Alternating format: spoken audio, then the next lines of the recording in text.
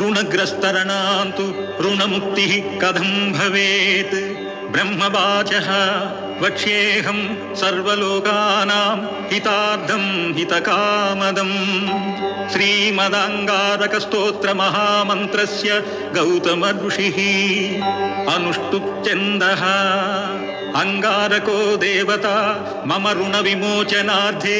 जपे विनियोगः ध्यानं रक्तमाल्याम्बरधरः शूलशक्तिगदाधरः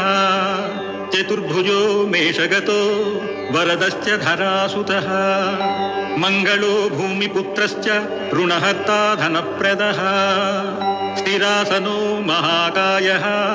सर्वकामफलप्रदः लोहितो लोहिताक्षश्च सामगानं कृपाकरः धरात्मजकुजो भौमो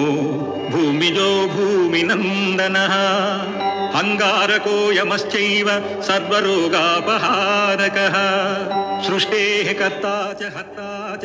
सर्वदेवैश्च पूजितः एतानि कुजनामानि नित्यं यः प्रयतः पठेत् ऋणाञ्च जायते तस्य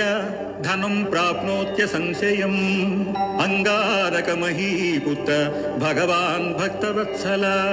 नमोऽस्तु ते मामशेष ऋणमाशु विनाशय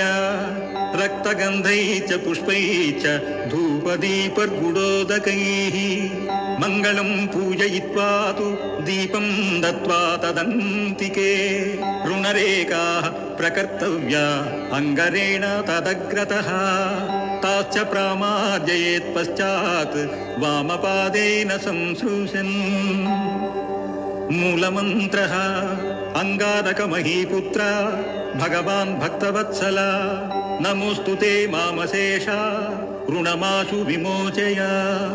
एवं कृतेन सन्देहो ऋणं हित्वा धनी भवेत् महतीं श्रियमाप्नोति ह्यपरो धनदो यथा अघ्यम् अंगारकमहीपुत्र भगवान् भक्तवत्सल नमोऽस्तु ते मामशेष ऋणमाशु विमोचय भूमिपुत्र महातेज स्वेदोद्भव पिनाकिनः ऋणतस्त्वां प्रपन्नोऽस्मि गृहाणाढ्यं नमोऽस्तु ते। ప్రతిరోజు అంగారక స్తోత్ర పారాయణ చేసినవారు ప్రతిరోజు అంగారక స్తోత్రం పఠించిన వారు